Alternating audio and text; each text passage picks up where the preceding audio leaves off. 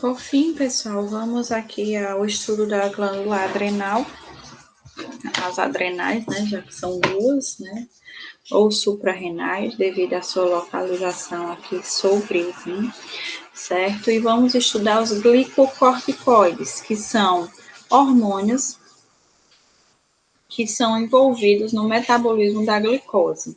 Córtico, porque estão no córtex da suprarrenal ou da adrenal, tá?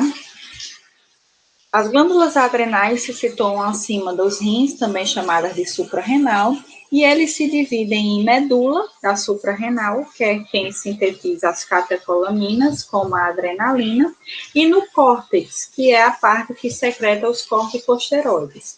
Os principais produtos do córtex da suprarrenal seria o cortisol, que é o motivo da aula de hoje, também chamado de hormônio do estresse, a aldosterona, cuja ação nós já vimos ao estudar o sistema renina-angiotensina-aldosterona, né, no cardiovascular, assim como no renal, e esteroides sexuais, tá?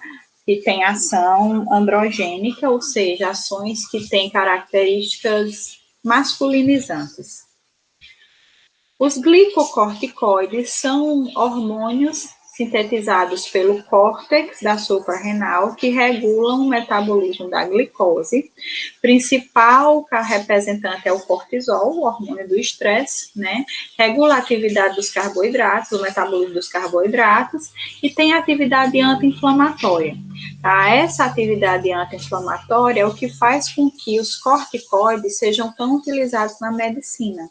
Tá? Os corticoides são fármacos que eles inibem as ações fisiológicas do cortisol, só que em uma amplitude maior, né? Potencializando seus efeitos, mas nada além do efeito do cortisol, né? Essa é uma potencialização dos efeitos fisiológicos mesmo. Temos também no córtex da suprarrenal os mineralocorticoides, que são hormônios liberados pelo córtex da suprarrenal, responsáveis pela regulação dos minerais e da água do corpo, cujo principal exemplo é a aldosterona, tá? E os androgênios sexuais, que são liberados também pelo córtex da suprarrenal. Pessoal, o hormônio do estresse, né, é quem faz com que o nosso corpo esteja apto a enfrentar situações estressantes, tá? Só relembrando que para o corpo o estresse não é apenas mental, né, como o caso da ansiedade. Estresse físico para o corpo seria traumatismo, cirurgias, queimaduras, infecções, hipoglicemia, hiperglicemia, febre, hipotensão, exercício físico, exposição ao frio, ao calor intenso, tudo isso é estressante para o corpo, porque tudo isso tira o nosso corpo daquele estado de equilíbrio homeostático. Então, o hipotálamo, diante dessas situações, libera o hormônio liberador de corticotropina, que estimula a hipófise a liberar corticotropina, que é o ACTH. Um outro nome dado à corticotropina, como eu falei anteriormente, é o hormônio adrenocorticotrófico. Esse hormônio adrenocorticotrófico, ACTH, estimula a suprarrenal, que por fim libera o cortisol. O cortisol, pessoal, ele faz um feedback negativo tanto com a hipófise, que deixa de liberar CTH, como ele também faz um feedback negativo com o hipotálamo, que deixa de liberar o CRH. Só relembrando que o cortisol, ele obedece o ritmo circadiano. Então, eu vou ter um aumento na concentração de cortisol no momento em que eu estiver mais sujeito, né, ao estresse, que seria quando eu estou acordado, né? Fisiologicamente, seria interessante que eu estivesse acordado durante o dia, enquanto houver luz, tá?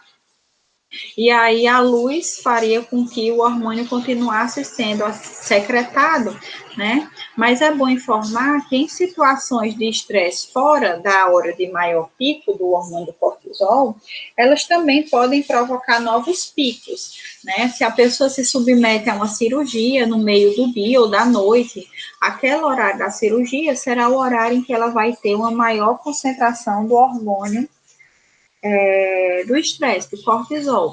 Aqui só mostrando a vocês que a liberação de cortisol é proporcional ao estresse que o indivíduo se submete, tá? Então, uma pequena cirurgia vai liberar uma quantidade X de hormônios do estresse, de cortisol, enquanto que uma grande cirurgia libera uma quantidade muito maior, tá? Pessoal, como o cortisol, ele altera o metabolismo da glicose e todas as células utilizam glicose, é de se esperar que seu efeito seja ubíquo no corpo, ou seja disseminado. Todas as células do nosso corpo, elas vão estar sujeitas à ação do cortisol. Da mesma forma, vocês que já viram bioquímica, se algo interfere no metabolismo de carboidrato, logicamente o metabolismo de lipídio e de proteína também vai ser alterado, tendo em vista que o carboidrato seria uma fonte principal, primeira de energia, se essa fonte é alterada, todas as demais serão. E também existe uma ação do cortisol sobre a manutenção do equilíbrio hidroeletrolítico. Só que essa ação, pessoal, é uma ação que o cortisol faz porque, ao parecer muito com a aldosterona, por serem sintetizados igualmente no córtex da suprarrenal, ele acaba sendo capaz de se ligar ao receptor de aldosterona e ativar esse receptor, fazendo ações de aldosterona que não são próprias dele, tá? Mas, no fim, por força, tá? Acaba que a ação, ela é observada. Então, as ações do cortisol, né, seria geral, ele tem uma ação permissiva em todo o corpo, né, onde ele faz com que o funcionamento do corpo seja normal, do sistema cardiovascular, imunológico, renal, esquelético, endócrino e nervoso. Nós temos que ter a integridade, né, do eixo hipotálamo hipofisário suprarrenal, porque é o cortisol, pessoal, que faz com que a gente seja capaz de promover a homeostasia, identificando problemas e provocando soluções, tá? Bem grosso modo mesmo, a gente poderia dizer que a função precípua, ou seja, principal do cortisol, é fornecer um estoque de glicose no sangue para que nunca falte sangue ao cérebro, porque é o cérebro quem identifica e quem vai gerar a resposta ao estresse. Então, se o cérebro tiver com energia, ele consegue fazer isso. Se ele não tiver energia, ele não consegue fazer isso. Então, o cortisol, ele teria essa função de fazer com que os nossos órgãos vitais, particularmente o cérebro, nunca falhem, né, por falta de glicose, certo? Aqui nós temos outras ações, né, efeitos anti-inflamatórios, que faz com que eles sejam muito utilizados, né, na clínica médica. Os efeitos colaterais dos corticoides utilizados na medicina nada mais são do que as ações fisiológicas do cortisol, tá? E ele exerce um efeito permissivo sobre a atividade de outros hormônios. O efeito permissivo, pessoal, quer dizer que ele precisa estar presente para que outros hormônios tenham sua atividade. Um exemplo típico disso é a ação da adrenalina. A adrenalina, através de um receptor beta-3, ela é capaz de quebrar a gordura do tecido adiposo. No entanto, pessoal, ela só consegue fazer isso se houver cortisol no corpo. O cortisol, ele não quebra a gordura, mas se não houver cortisol, a adrenalina também não consegue fazer isso. Isso determina o que a gente chama de efeito permissivo. As ações no sistema cardiovascular são ações de aldosterona, como eu comentei com vocês, tá? Por se ligar ao receptor de aldosterona, o cortisol acaba fazendo o mesmo efeito, né? Então, ele aumenta a reabsorção de sódio,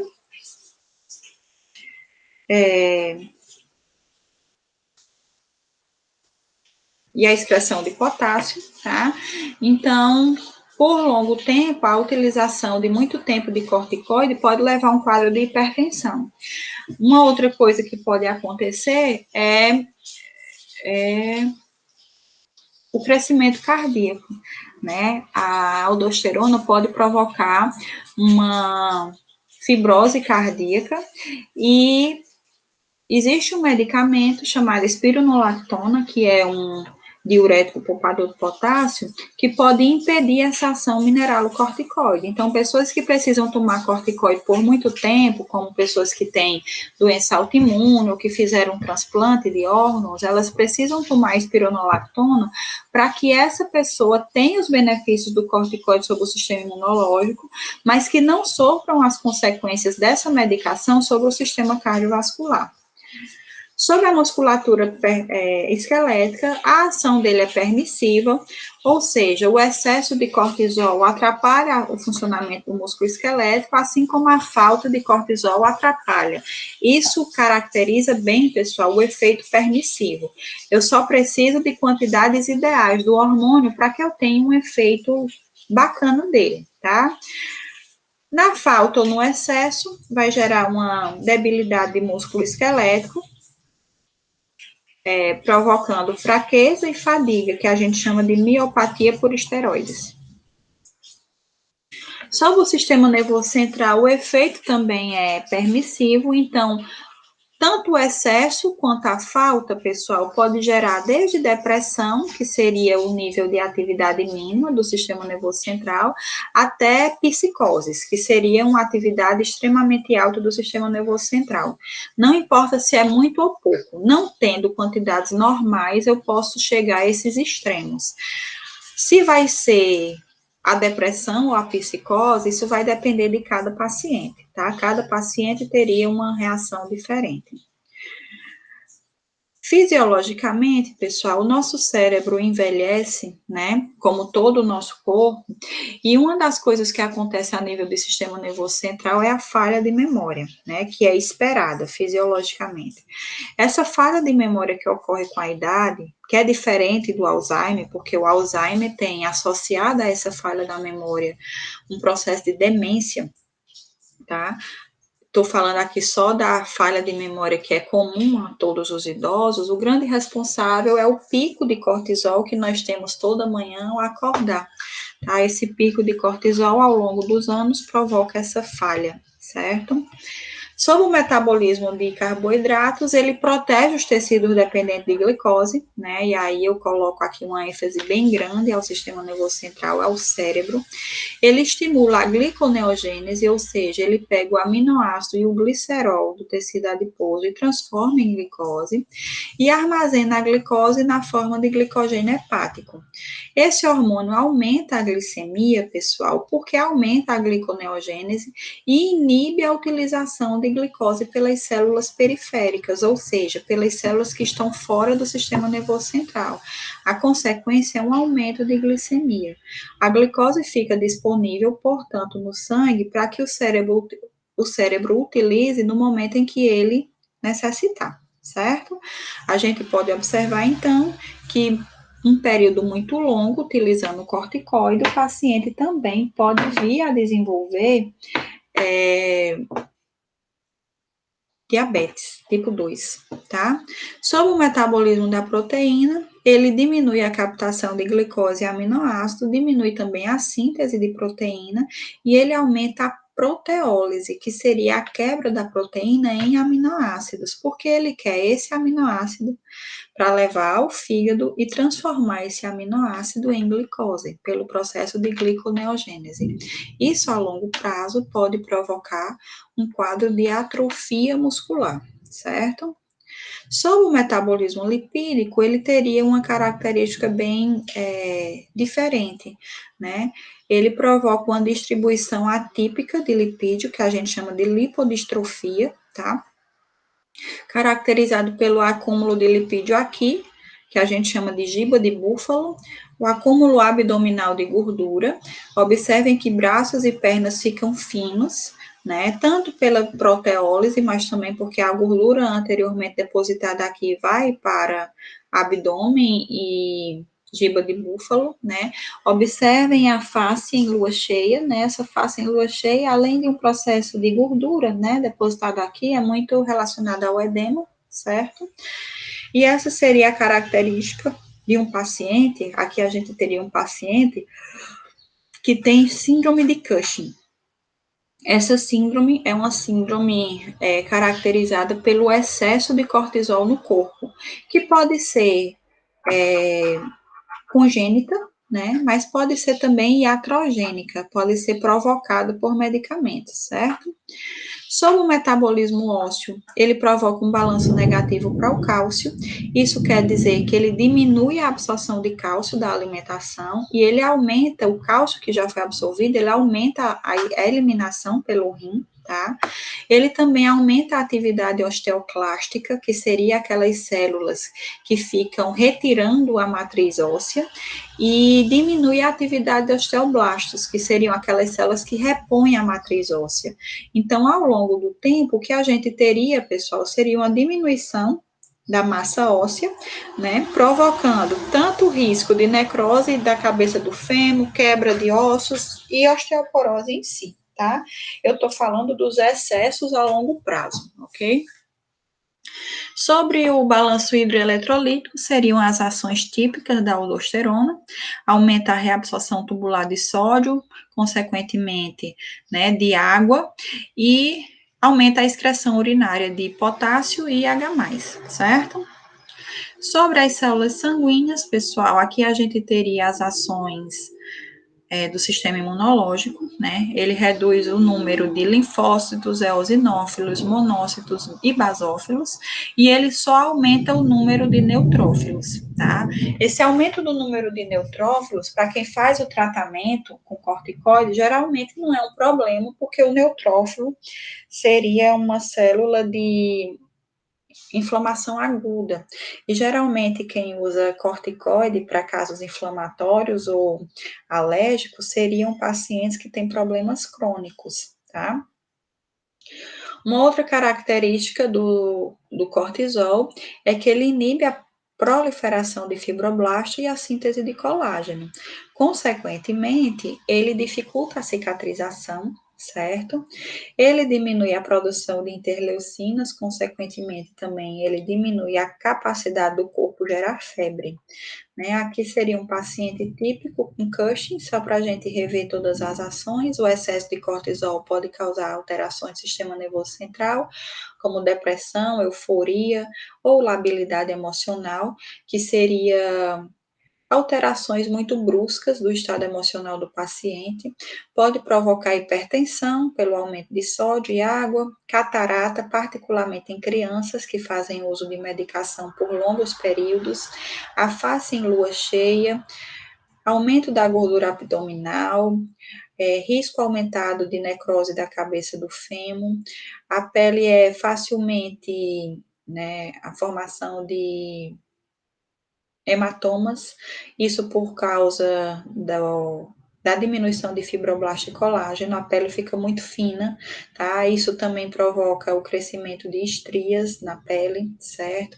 Braços e pernas finas devido à proteólise, atrofia muscular e deposição de gordura no abdômen, sai dos membros e vai para o abdômen. Hipertensão, giba de búfalo, pele fina, né, devido ao fibroblasto e ao colágeno insuficiente, certo? Assim como risco de osteoporose, tendência à hiperglicemia, balanço negativo de nitrogênio, aumento do apetite, aumento da suscetibilidade à infecção e obesidade. Eu quero ver que vocês vão estudar isso, eu quero que vocês entendam por que é que o corticoide aumenta o apetite, por que é que ele aumenta a suscetibilidade à infecção, tá? Tentem descobrir isso, né? É lógico, mas com a leitura vai facilitar o entendimento de vocês. Qualquer coisa na terça-feira a gente vai retirar as dúvidas que porventura vocês tenham sobre o tema, tá?